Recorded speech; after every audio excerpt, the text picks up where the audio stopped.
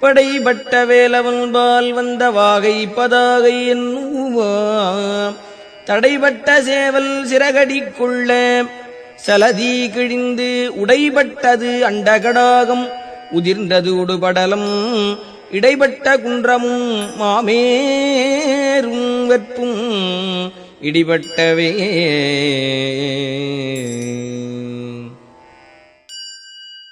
அருணகிரிநாதர் அருளிய கந்தர் அலங்காரம். பாடல் 12. தலைப்பு படைப்பட்ட வேலவன். விளக்கம். வேலாயுதத்தை தாங்கிய முருகப் பெருமானின் கொடியில் உள்ள சேவலானது தன் சிறகை அடித்து கொண்டபோது கடலானது கிழிக்கப்பட்டது. ஆகாயத்தின் முகடுகள் இடிந்து விழுந்தன.